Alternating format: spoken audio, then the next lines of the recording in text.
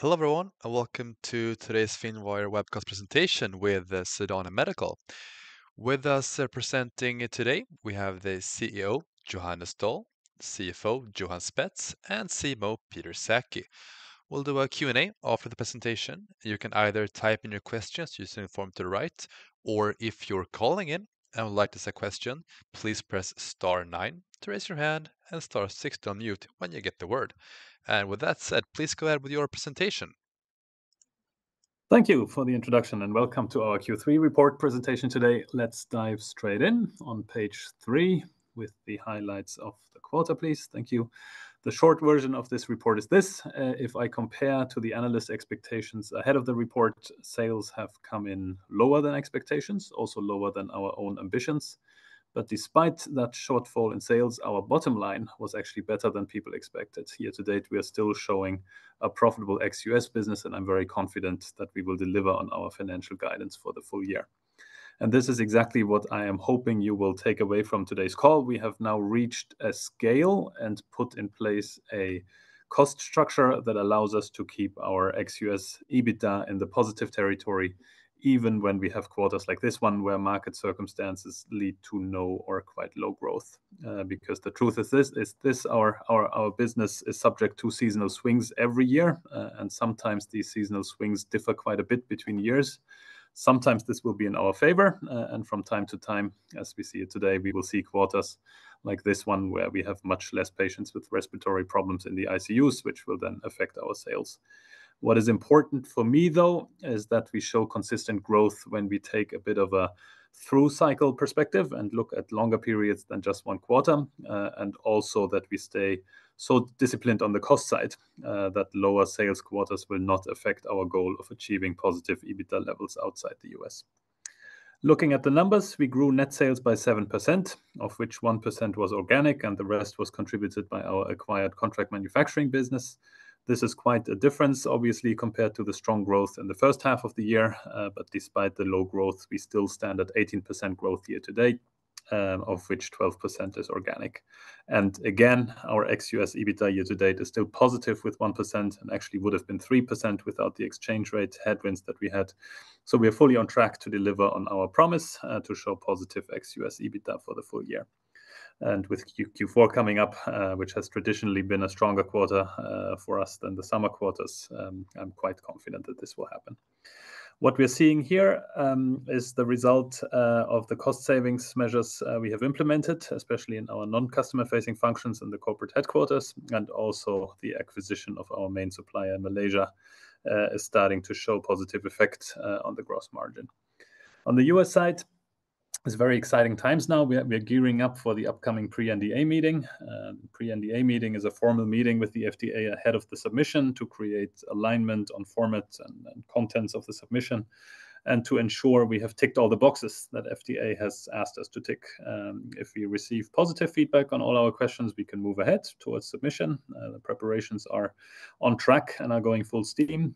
But also if the FDA has further comments or requests, we will have a chance to address them ahead of the submission. So it's an important meeting to try and reduce the risk of delays or a possible rejection during the review process, which of course we want to avoid.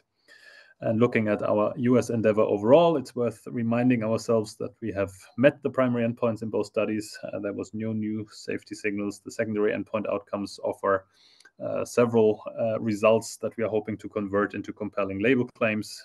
FDA has given us fast track designation and have authorized an early access program in which we're expecting the first patient to be treated this year.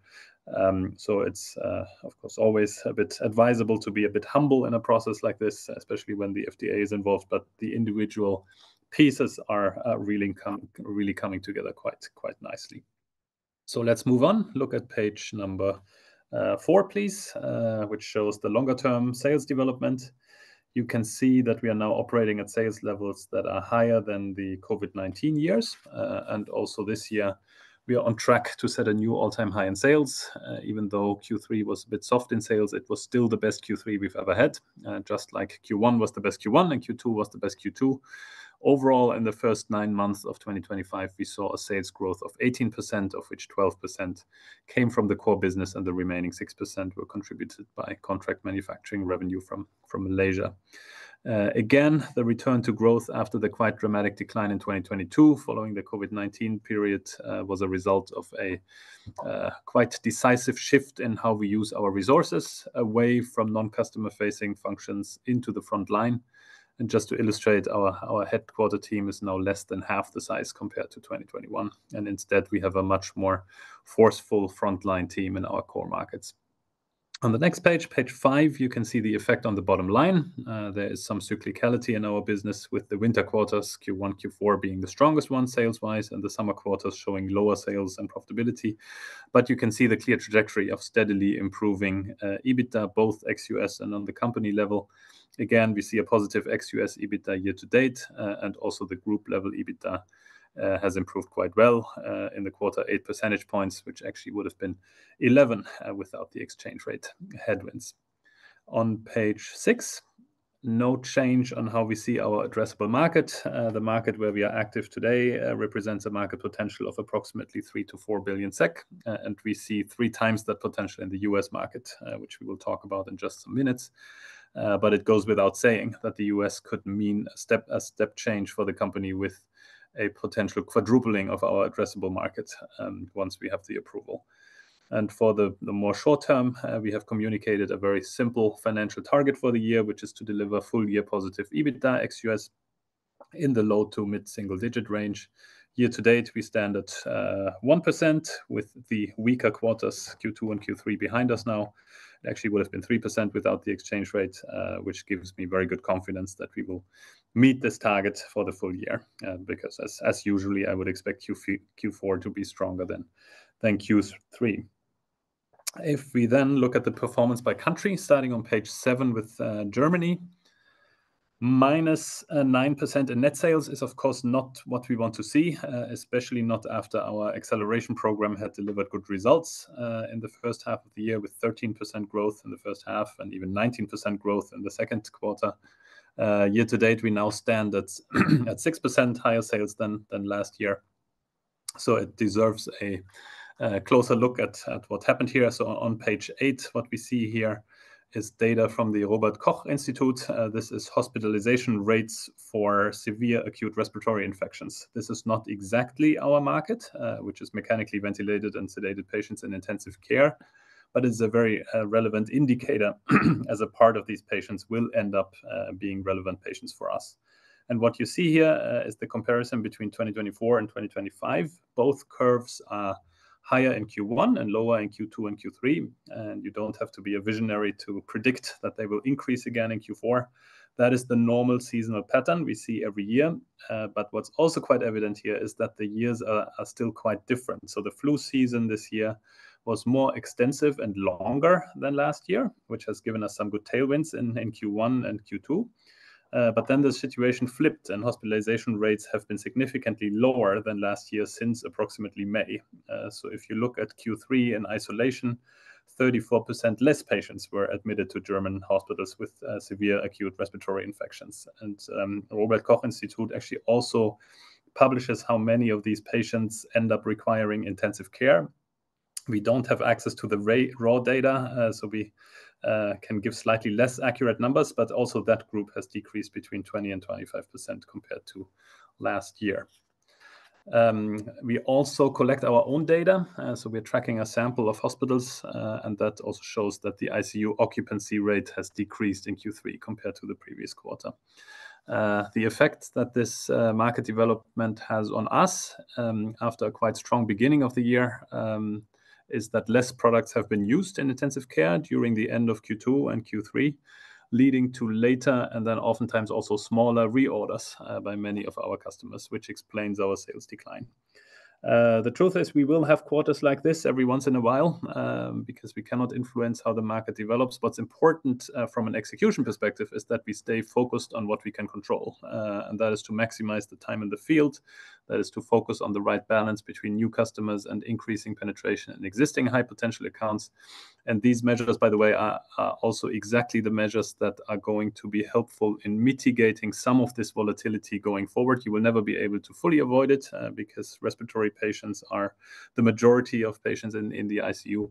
But expanding the use in more patient diagnosis, so we are less dependent on respiratory patients, opening new accounts, so you're less dependent again, and focusing on big university hospitals that are typically quite well occupied even when there's overall less patients. In other direct markets, on the next page, we were up 22%, even though we saw some of the same market dynamics as in Germany, so less patients overall. The growth was once again led by our Spanish team, which has really shown fantastic growth over the last years now. That was again the case in Q3, based on a good execution, but also based on a very, very strong network of believers and opinion leaders that the team has built on the customer side. And what's worked really well in Spain is that we do not just have the academic key opinion leaders who are oftentimes not treating so many patients anymore, but we have a lot of what we call bedside ambassadors. So oftentimes younger doctors who treat a lot of patients, see the benefits of inhaled isoflurane sedation in real life every day and not just in studies, and who are at the same time very influential for their peers. So other doctors who seek advice on the best treatment options.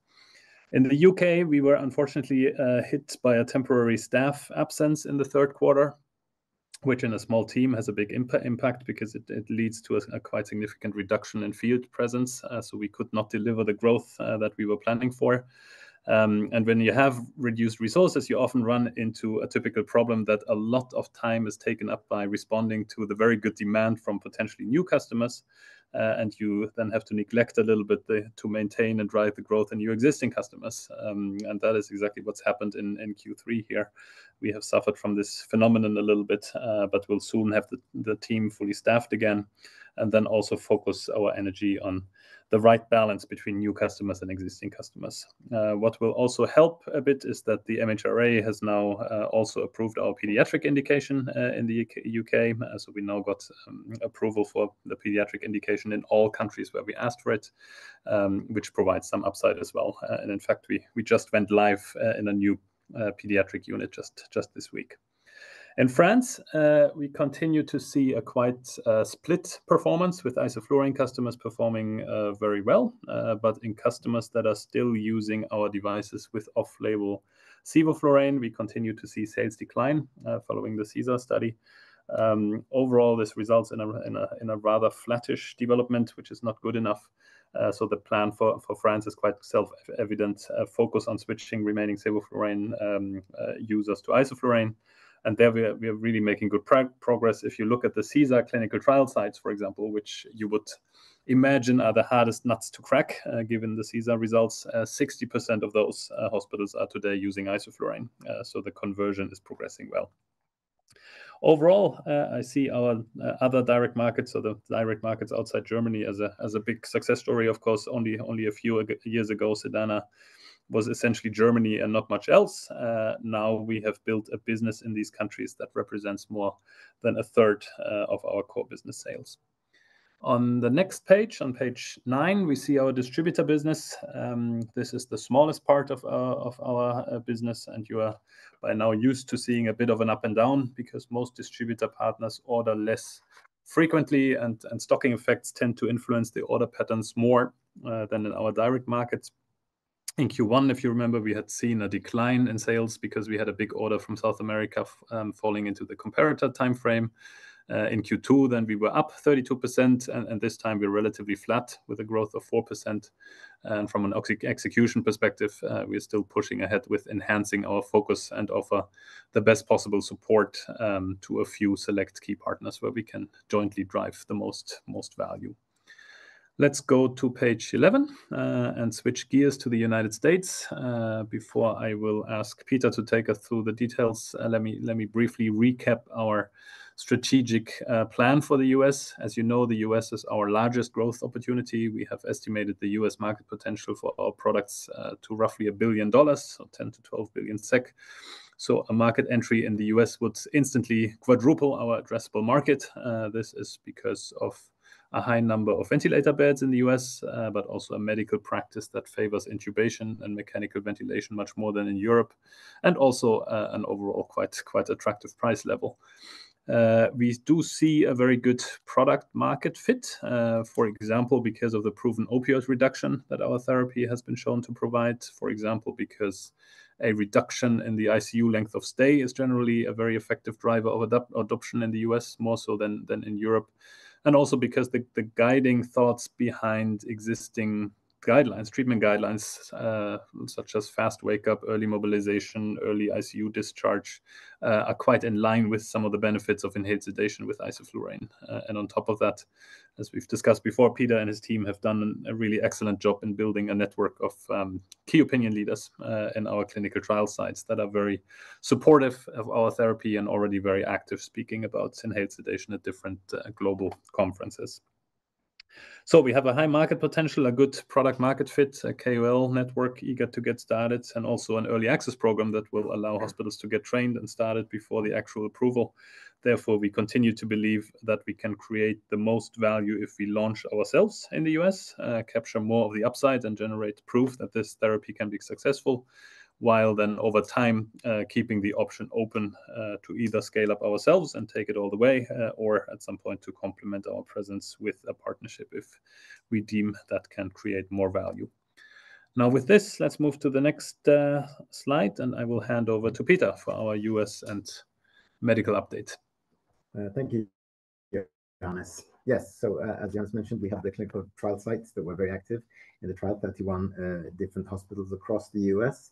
That enrolled 555 patients over the course of 2 years, and they continue to be very excited and interested in inhaled sedation, which of course is nice to see. We can move over directly to the next slide, please.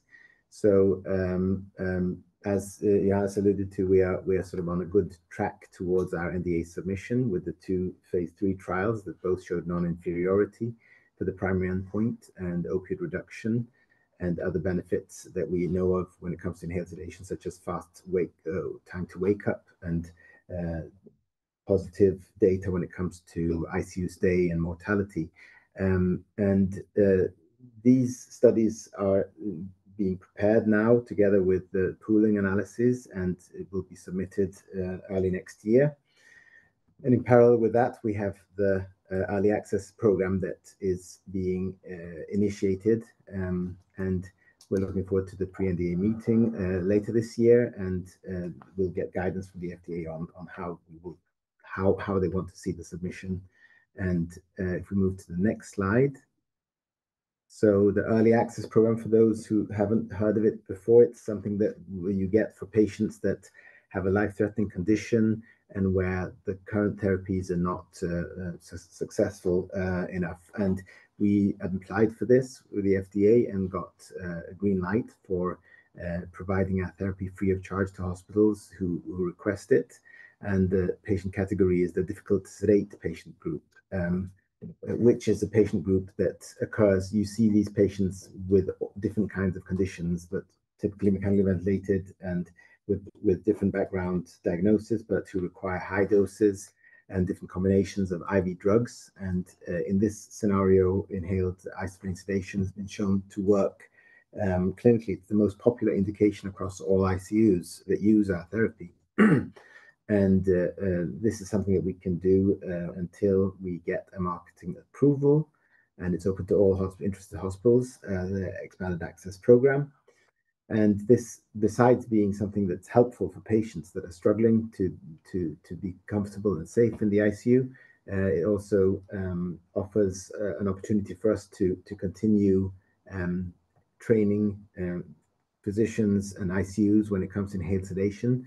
And that, of course, is can give us a very good start at launch, because these hospitals will be proficient and they'll be experts in inhaled sedation. And also it's an opportunity for us to refine our training and the whole supply chain, etc., ahead of launch. And currently we have I think 11 hospitals that have expressed interest, and we're taking them one by one. So we're working with the finalization of the contracts for the first hospitals, and also have set up a supply chain for all our products. And we expect to see the first patients treated within the EAP before the end of this year. We can go to the next slide, please. And so in parallel with this, we are driving a lot of medical activities around the globe, mostly focusing on Europe, of course. So a lot of different activities ongoing in its workshops, roundtables, symposia, and webinars that we've been running. And they've been one of the activities, of course, after the CSER study this spring was to educate people on the differences between the off-label sevoflurane and our labeled Sedaconda isoflurane. And it's also been about diversifying from patient groups such as the difficult to sedate patient or respiratory patients to other patient categories that are intubated and require sedation. And most recently this week, we did a round tour in the UK, where we met clinicians together with one of the authors, actually, of the CSER study, who was also helping describe the difference between sevoflurane and Sedaconda isoflurane, and also local ambassadors. So we met representatives from 10 different hospitals in London, Liverpool, and Bristol. And with that, I'd like to move over to slide 16, which is you, Johan, please. Thank you, Peter. Yes, so on the next slide here, we present our financial result for the quarter in some more detail. So we report net sales for the quarter of 41 million SEK, which is up 4% in reported currency, or 7% excluding exchange rate effects.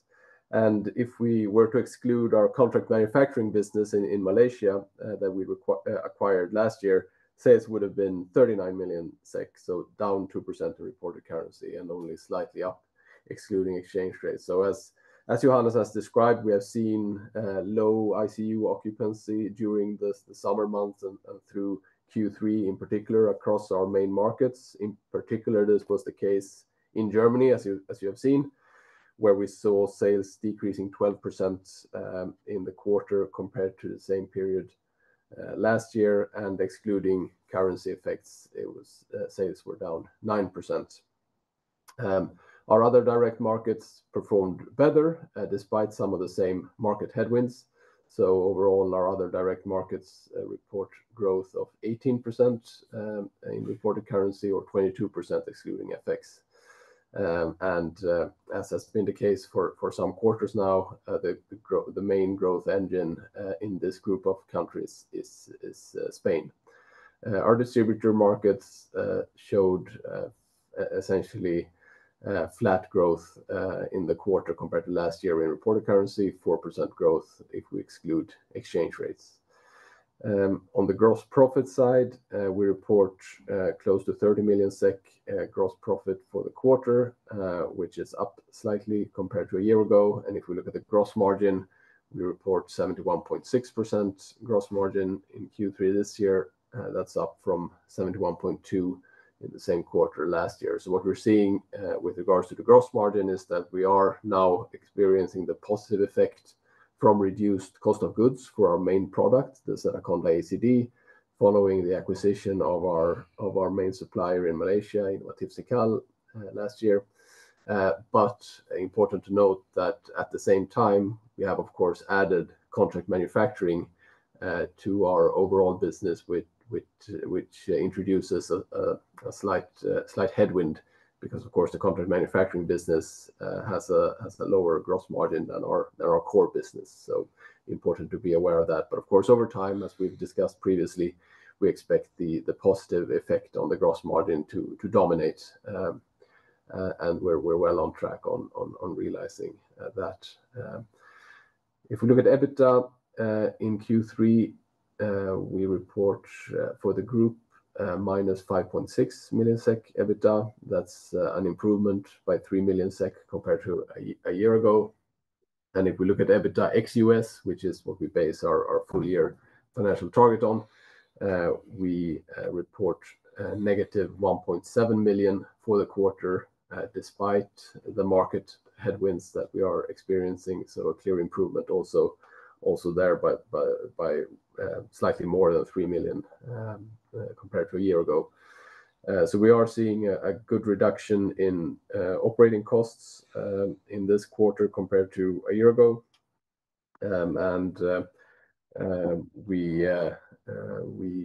We continue, of course, to look for cost savings and find efficiencies where we can find them, especially in our headquarter functions, to be able to continue to reallocate resources as much as possible to the front line.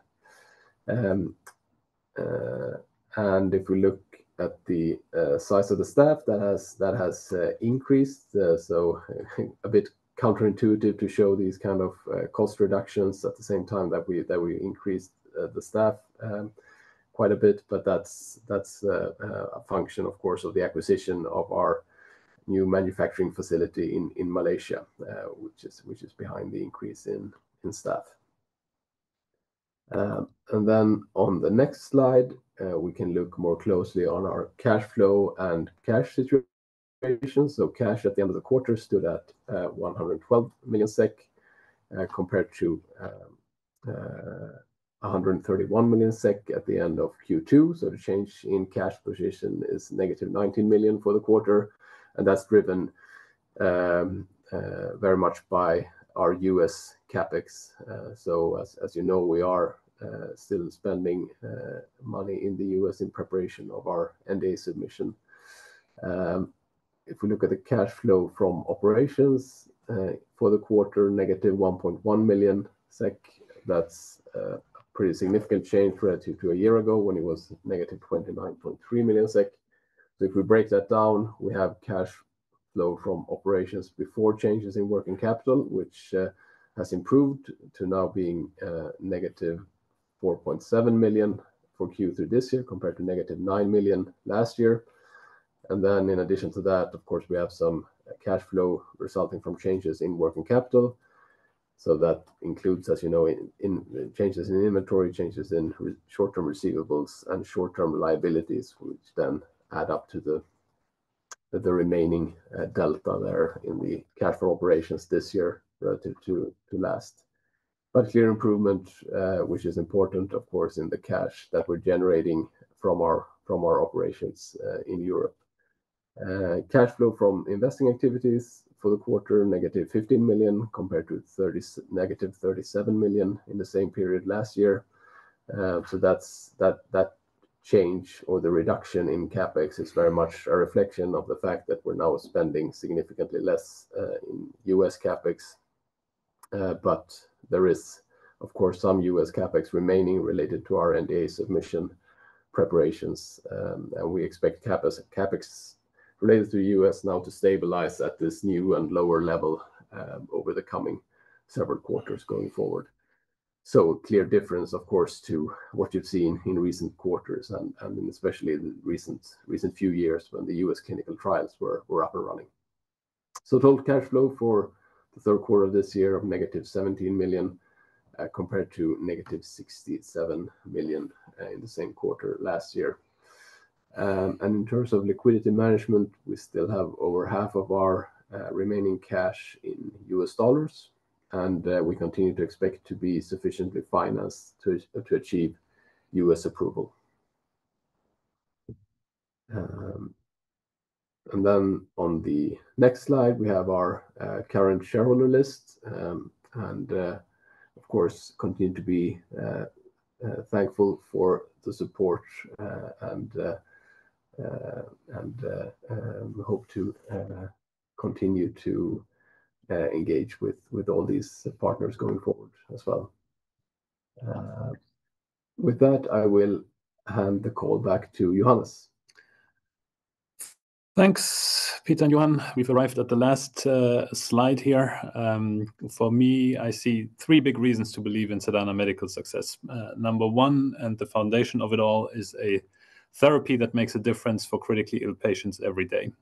We help them wake up faster, we help them recover faster, communicate with their families earlier, and leave the intensive care unit earlier. And with more than, actually several 100,000 patients in more than 1,000 hospitals around the world treated and more than 1 million sedation days under our belt, we can say with some confidence that we're truly living up to our purpose, which is to improve life during and beyond sedation. every single ICU patient has a life that is worth getting back to after ICU, and no one should be in the ICU longer than necessary. So true patient benefits and cost savings for the hospital as well. Number two, we have, as you've seen, a growing core business mostly in Europe. We've had all-time highs in quarterly sales now in 11 quarters in a row, and we are now at a point where this business is generating positive EBITDA, and so provides proof of concept and also a stable platform for a future US launch. And number three, as we've discussed, as you have heard, we are getting closer and closer to the US, which one day should become our largest market, as we would quadruple our addressable market upon US approval. With 2 successful US studies, FDA fast track designation, and an early access program kicking off, there are a lot of positive indicators. So we are very confident that inhaled sedation with isoflurane will benefit also US patients in the near future. Thank you very much for listening, and we will now open it up for your questions. Thank you very much. And yes, let's open up the Q&A section here. If you're calling in, please press star 9 to raise your hand and star 6 to unmute yourself when you get the word. The first caller in, we have Philip from Pareto. Please go ahead. You have the word. Hi, good afternoon. I've got a few questions here, but I'll take them one by one. So the first one is about Germany. So you had quite strong headwinds here from the market, but if we look beneath that, how has the underlying progress been? So I'm thinking more about, increased penetration rates and etc. Yes, so that's a very good question. It's not always easy to differentiate between market circumstances and execution. So sometimes when you have market headwinds, it's a little too easy to blame everything on that, and then you forget about the execution. So of course, that after the last year, we have focused a lot on execution in Germany. We've put in place an acceleration program, which has shown good results in the first half, where in the first half we grew 13%. So these was things like making sure we spend as much time in the field as possible. Let's make sure we spend the time with the right customers, so the ones that we can grow the most. Let's also make sure we have the right balance between opening new customers and increasing penetration. So all of these things have been going on since the beginning of the year, and we're seeing good progress with it. And of course, it's quite striking that the same team doing the same things has grown 19% in Q2, and then it has been shrinking 9% in Q3. So it's very, very obvious that the main contributor to this performance is, or the difference in performance is the market. But of course, we need to be fully focused on execution as well. So overall, there's nothing to be concerned about on the execution side. We will carry on, but at the same time, not lose focus on the execution. Yeah. Okay. Thanks. And then I also noticed, based on the data you showed on slide 8, that like last year, 2024, there had already been an uptick in the ICU patients, while it has remained flat this year. So is it possible to give any sort of indication around the start in Q4, if the headwinds have remained or have eased? Yeah. So these data are publicly available, right? So you can basically update them every week. What we have seen in October is a bit of a continuation. So in 2024, you see that these respiratory infections, hospital admissions have started to increase. We are not fully seeing that to the same extent yet, so we're still a little bit behind. But for what it's worth, my own sentiment from the ICU seem to be filling up. So we see the normal seasonal increase, even though it's maybe a bit weaker than last year. Okay, good. Then a few questions around the pre-NDA meeting that you have upcoming. So first, do you have a specific date for it yet? Can you share whether it's early or late in the quarter? Yes, it's relatively early in the quarter, so we will get updated on that reasonably soon. Okay. And it's possible to also share a little bit more details around what you will be discussing. So I'm thinking mostly around like what sort of risk you see related to the topics you're going to discuss? Potential things that could come up that could have an impact on the submission timeline. Yeah, so the very idea of a pre-NDA meeting, or at least how we are using it, is to reduce the risk.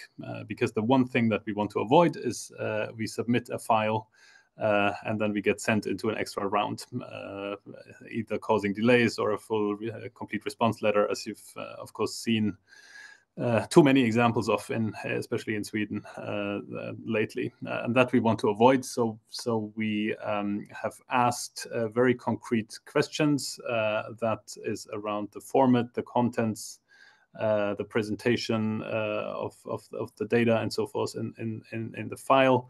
An example is the pooling analysis that the FDA has requested. So we are presenting what we've done in the feasibility studies, which of the endpoints we have pooled, the results, and so forth, and trying to get confirmation that this meets the expectations. And the hope is that with positive responses on these questions, we have reduced the risk of the submission and can follow our time plan. So things for the preparation are progressing according to plan. But even if we have a scenario where the FDA has more requests, or they want things differently, or they have maybe additional wishes that they didn't have before, then it's also much better to have a chance to address that before the submission, because then you will put in a better file and you avoid delays and additional cost further on. So it's you use that in your question yourself. It's a risk reducing meeting. Yeah. All right. And but you're also going to talk about potential fast track benefits, right? So I was just also curious around, like, what are the arguments for and against you receiving any sort of those benefits? Yeah, so the decision of we have fast track designation from the FDA.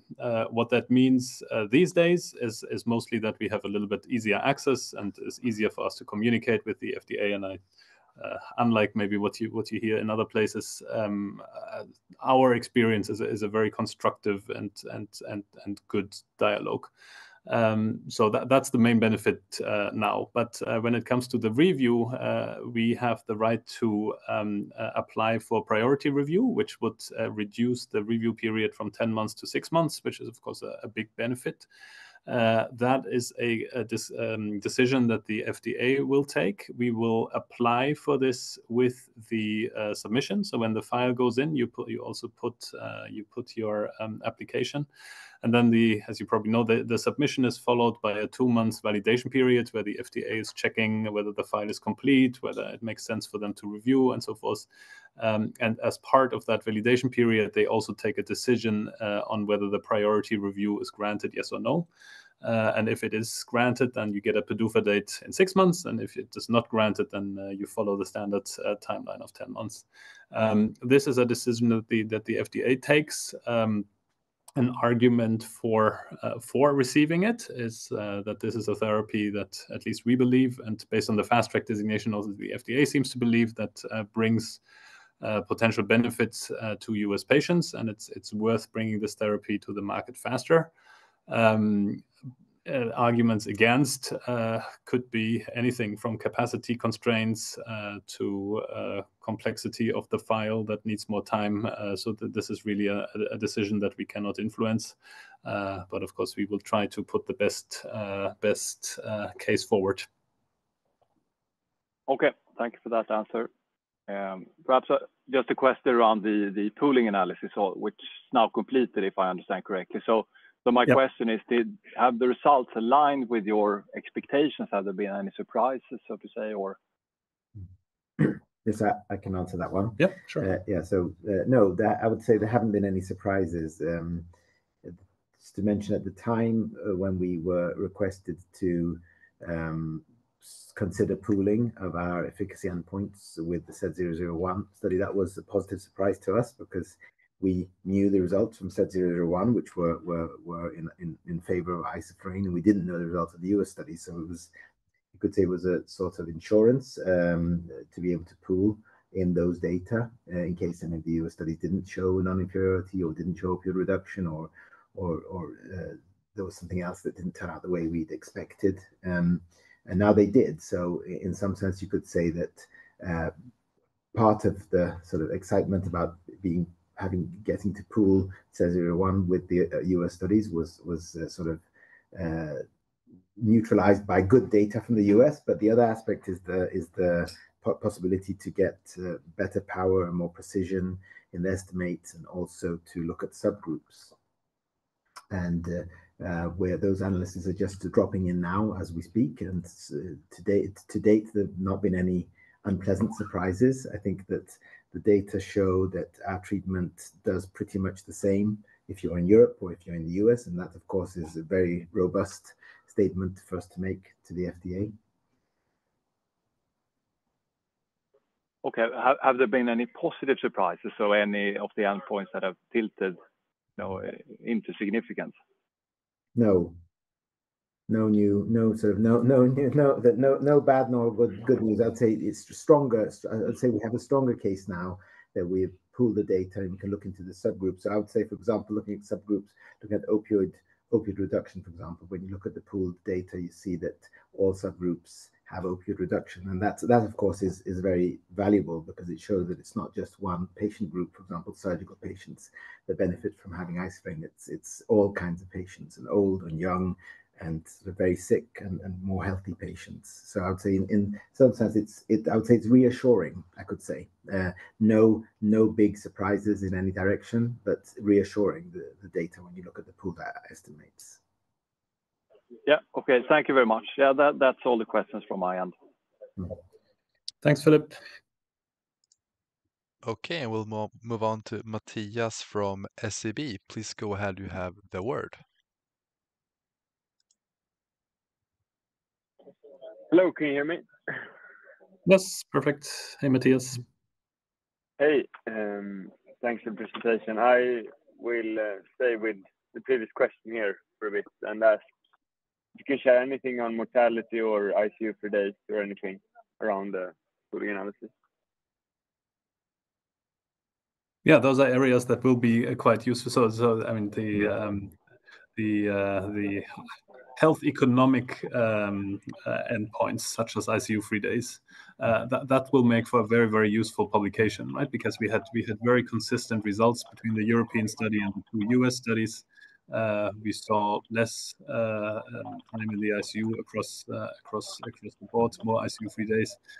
So if we have a publication based on, here we pooled 3 randomized controlled trials in Europe and in the US, and you're saving or you have 1 more ICU-free days, or 1 point, whatever it will be in the publication, and that translates into, depending on the situation, between $5,000 and $11,000. That is, of course, a very powerful tool that you can use with procurement departments in hospitals. So that's an example where the pooled analysis will be translated into a very valuable publication, besides the fact that hopefully it will also contribute to the FDA seeing this as a very robust data for approving the drug. And the same approach goes for mortality, of course, as well. If there's a way for us to build that into a publication, that can be very supportive for the launch. So while you answered that you do not see any positive nor negative surprises, it's still possible that something could come out of this analysis that support those statements, or how should I? Well, of course, if you have a publication showing a day difference in the ICU length of stay, maybe that's not kind of a traditional FDA outcome that will make the difference between getting approval or not. But we all know that the approval and the clinical benefits alone is not what is going to drive the uptake, and people are going to look at the health economics in the US much more. So maybe it is not surprising in that sense, because we knew that our therapy will reduce the time that patients spend in the ICU, but that doesn't make the message less powerful. So that will be an important tool when we launch. So I could just add to what I said. I maybe didn't spell it out enough when I responded that there's nothing new. If you look at the results from Sedana study and you look at the individual US studies, for example, you will find that ICU-free days are more for isoflurane, not statistically significant. And that means obviously that when you pool the 3 studies, you will find similar results. And that, of course, is also very reassuring. And as Johannes was alluding to, even without statistical significance, you can have something that's clinically significant or it's significant from a health economics perspective. If we talk about mortality, for example, we had a 5% difference mortality in one of the US studies, 4.3% difference in the other study, which are favor isoflurane. So overall, I mean, we're very happy with the results, even though many of them maybe are not translatable into a label claim. They will be very useful when we launch from a medical affairs perspective and from a health economics perspective. Okay, thanks for that clarification. And just as a follow-up on the pooling analysis, when is it possible that we can see the results, or how will this be presented? So the pooled results will are not results that we normally post on sort of clinical trials or anything like that, but there is an intent to liaise with an academic center and make a publication out of the pooled results. So that will be peer-reviewed publication, which I think is the strongest way that we can present the data. Perfect, thank you. And then if we look at the US submission, sounds like everything is intact. Could you maybe speak a little bit about the time after submission? You talked on previous questions quite in detail about this, but it sounds like maybe you can have the product launched towards the latter parts of 2026, or is it rather 2027 that you see likely for the product to be launched in the event of an approval? Yeah, it's always, I mean, as we have discussed before, it's always, if you're in an FDA process, it's always to some extent speculation to talk about approval times and launch timelines, right? What I can say is if everything goes optimally, so pre-NDA meeting goes perfect, we have alignment on everything, we file the submission as we have planned, and then get fast track or get priority review, so a 6-month review time, and that goes well. Then there's a scenario where we would get approval towards the end of next year, which is very soon. It's of course a very nice scenario, but it's also part of the truth that we are fully in the FDA's hands, and unforeseen surprises can come up. We're trying to mitigate them as much as we can. Of course, as I've said, we're trying to de-risk this as much as possible before submission.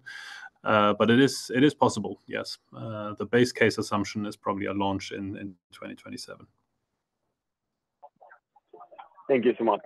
Then I want to follow up a little bit on Germany, if that's okay.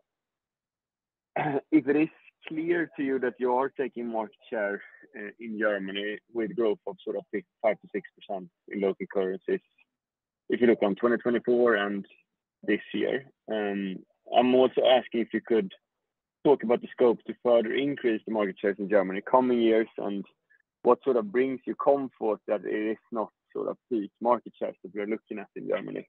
I think that would be helpful to cover in this point. Yes, so we communicated these penetration levels on a yearly basis. The reason for that is that there's no perfect data that gives us exactly the size of the market that we operate in. So you would need the number of patients in intensive care that are intubated and sedated. And you can get things like how many patients are in the ICU, but you don't know how many of those have a tube in their throat and how many are just not receiving ventilation or are receiving non-invasive ventilation. So there's no perfect data there. So if we were to communicate this on a quarterly basis, there's a bit of a risk of not being precise enough. So that's why we do this on a yearly basis. We are seeing progress. Last year, the penetration was 13%. What we mean by penetration is how many days of all the sedation days in Germany was our products used. That's around about 13% last year. We see an increase this year. And to your question, how high can this go, or have we reached the ceiling? We do also in Germany, even though it's maybe a bit more mature market than other markets, we do see quite substantial regional differences. And some regions are upwards of 20% penetration and even more. And some are much lower than that. And then you see hospitals that have 50% penetration, some have 80% penetration. So there's no reason to believe that 13% should be the limit. So what I usually like as a proxy is if you can reach certain penetration levels in a region. So individual hospitals is something else, because you will always have outliers. But if you can have penetration of whatever 25% in an entire sales territory in Germany, which can easily be, I don't know, 2 million euro sales or so. That gives you an idea of what should be achievable as a national average as well, by transferring best practices and making sure we have the same good execution and continuity in the sales rep position. So 13% is definitely not the ceiling. I think that's a good answer. And then lastly, sorry for having a lot of questions. That's fine. Around the lower costs in the quarter, if those can be extrapolated. I know you have seasonally higher costs in Q4 typically, but in general, sort of, should we expect costs to be sort of stable or slightly down, excluding the US OPEX, of course, or how do you see it? Yeah, no, that's fair. The one thing to think of, so we have worked or continue to work on our cost structure in the first half of the year, and you see some of these efficiencies come through in Q3. What you have in Q3 is a vacation period, so then the activity level is typically a bit lower, so there's less conferences, less travel, so that shows a little bit. So sometimes you have, if you look at historical years, you will see that the cost level in Q3 is often a bit lower, but it is also a function of us having continued to work on the cost structure. Thank you very much. Okay, and that concludes the Q&A. Thank you very much, Johannes, Johan, and Peter, for your presentation and answers. And thanks to everyone for joining this Finwire presentation with Sedana Medical. And I wish you all a great rest of the day. Thank you. Thanks a lot. Have a good weekend when it comes.